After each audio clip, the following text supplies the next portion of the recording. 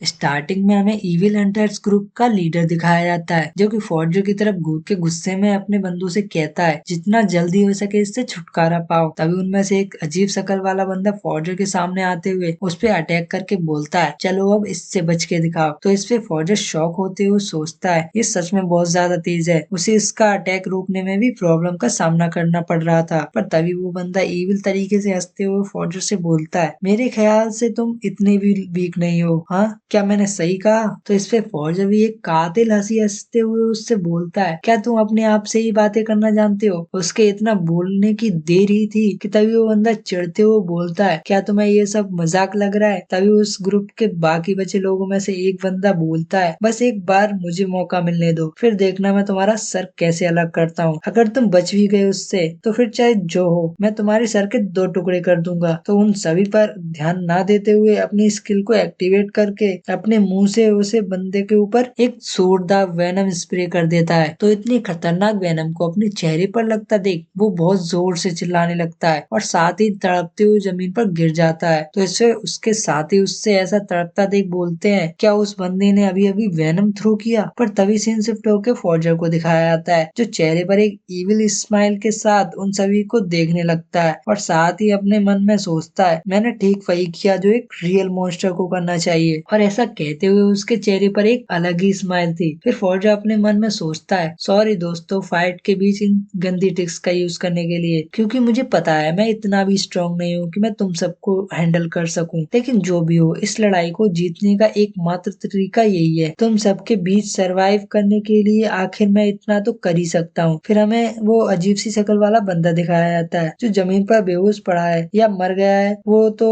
मुझे भी नहीं पता क्योंकि इस बारे में अभी नहीं बताया गया है। और फिर तभी सीन शिफ्ट होके हमें वो ग्रुप लीडर दिखाया जाता है जो कि फौजा की तरफ शक की निगाह से देखता हुआ सोचता है क्या ये इसकी एक अनक्यू स्किल है? अगर ऐसा है तो मुझे भी अपना गार्ड डाउन नहीं करना चाहिए, मतलब लापरवाही नहीं दिखानी चाहिए। और फिर ऐसा सोचते ही तुरंत अपने बाकी बचे बंदों से फौजा पर एक साथ हमला करने के लिए कहता है। तो ऐसा सुनते ही वो दोनों भी उसे मारने के लिए उस पर टूट पड़ते हैं। तो फौजा भी उन्हें अपनी तरफ आता देख अपनी स्वॉर्ड को टाइटली पकड़ लेता है क्योंकि उन्होंने उस पे एक साथ ही एक टाइम पर अटैक किया था। फौजा उनको एक साथ तो हैंडल नहीं कर सकता था ना, तो पहले उनमें से एक के अटैक को डॉज करते हुए दूसरे वाले पर एक काउंटर अटैक करता है। लेकिन उस बंदे की पावर ज्यादा होने की वजह से वो फौजा कुछ कदम पीछे घिसका चला जाता है। वो इस अटैक से अपने आप को संभाल ही रहा था कि तभी वो ग्रुप लीडर उस पे एक सरप्राइज अटैक कर देता है। तो इस पे पहले तो फौजा बिल्कुल ही स्टन रह जाता है, लेकिन तभी इस सिचुएशन को समझते हुए पसीने से भीगा हुआ फौजी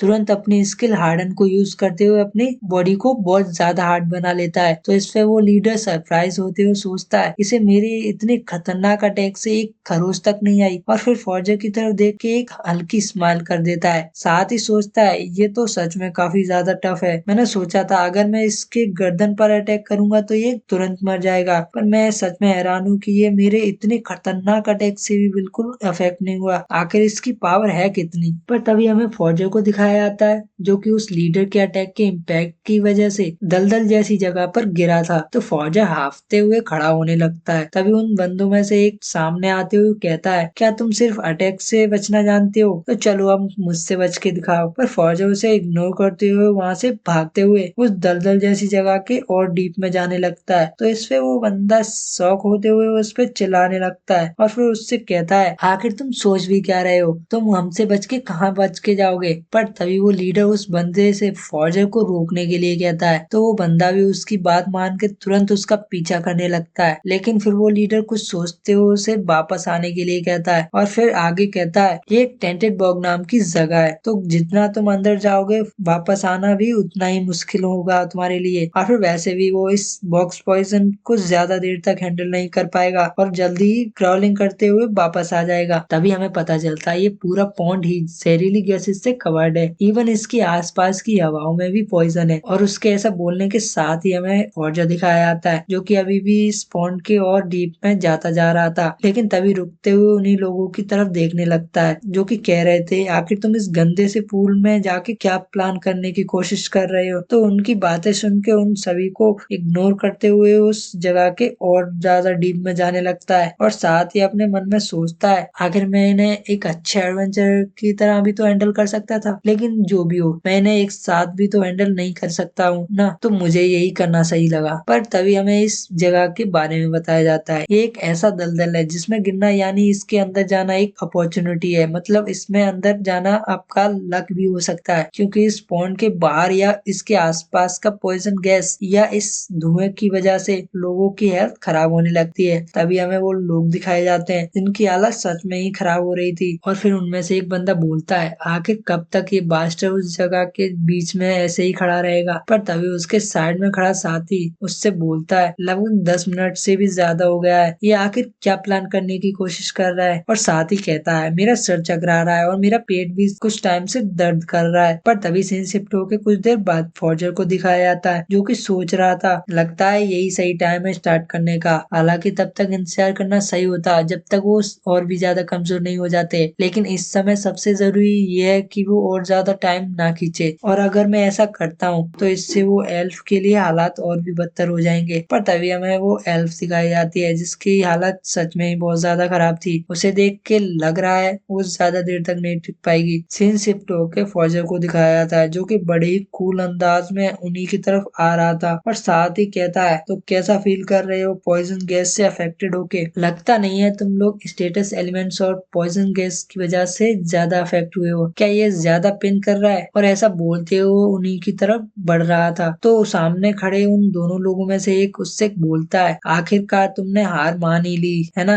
और फिर उसी के साइड में खड़ा बंदा फॉर्जर से बोलता है, इससे हमें ज्यादा परेशानी नहीं उठानी पड़ेगी तुम्हारा इंतजार करने के लिए। लेकिन फॉर्जर हल्की स्माइल के साथ बोलता है, मुझे तुम लोगों के लिए बुरा लग रहा है, क्योंकि मुझे ऐसे पॉइजन हार्म नहीं कर सकते हैं। मैं स्टेटस एलिमेंट से इम्यून हूँ, तो मैं तुम्हारे साथ बिल्कुल सहानुभूति नहीं रख सकता हूँ। पर फौजर की ऐसी बात सुन के वो ग्रुप लीडर गुस्से में उसकी तरफ घूरते हुए सोचता है, क्या इस बास्टर्ड के पास ऐसी भी कोई स्किल है जो स्टेटस एलिमेंट्स को नलिफाई कर देती है? ये कमीना बास्टर्ड, तो इसने ये पहले ही प्लान कर लिया था। और फिर चिल्लाते हुए गुस्से में उन दोनों से बोलता है, उसे अभी मार डालो। तो इस पे वो मास्क वाला बंदा बिना देर किए उस पे अपनी स्वॉर्ड से एक जोरदार अटैक करता है। पर फौजर उसके अटैक को रोकते हुए एक कातिल हंसी हंसते हुए उससे बोलता है, ये बॉग पॉइजन हर एक सेकंड तुम्हारी हेल्थ को खा रहा है। अगर पॉइजन तुम्हारी बॉडी में और ज्यादा फैल गया तो तुम्हारे स्टेटस धीरे धीरे करके गिरते जाएंगे। और वो ऐसा बोल ही रहा था कि तभी वो कुछ सेंस करता है, क्योंकि साइड से एक बंदा अपनी स्वॉर्ड से उस पे